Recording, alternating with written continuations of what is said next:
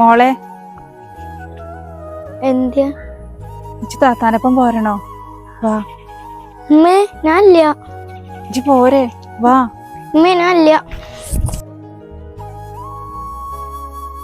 അമ്മായിയെ നിക്കവിടെ, എഴുക്കളെ ഇറങ്ങിപ്പോണ്ട്.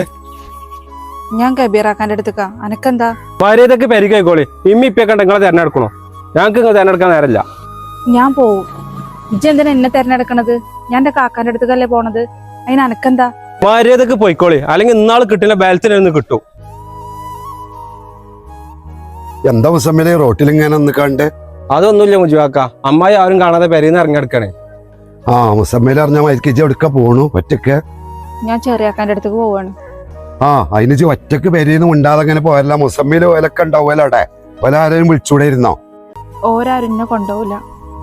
ആ മുസമ്മിലെ ഒരു കാര്യം ചെയ്യേ, ഇജ അമ്മായിനെ കബീറാക്കാന്റെ പെരിക്കാൻ കൊണ്ടായി കൊടുക്ക. ഒറ്റക്ക് പറഞ്ഞേക്കല്ല. അതെ മുജീബ് സാഹിബേ, അത് നമ്മളെ കബീറിന്റെ പെങ്ങളല്ലേ? അതെ. എരിമാജിന്റെ മകള്. ആ കുട്ടിക്ക് ഇപ്പോഴും സുഖമായിട്ടില്ലേ? ഇല്ലേ, വലിയൊരു ക്ലിയർ ഒന്നും ഇപ്പോഴും ആയിട്ടില്ല. അതിന് പോലും എവിടൊക്കെ കൊണ്ടേക്കാണ്ട ചികിത്സിച്ചൊക്കെ ഉണ്ട്. ഇത് കരിമാജിലുള്ള കാലത്ത് ഈ കുട്ടി അതേ ഒരു രോഗം കൂടിക്കാണ്ട് പോയി എന്നെ പിടിച്ചു കൊടുന്ന് അതിന്റെ ശേഷമാണല്ലോ ഈ കുട്ടിക്ക് ഇത്ര ഒരു മാനസികമായിട്ടുള്ള ഒരു അവസ്ഥ വന്നതില്ലേ?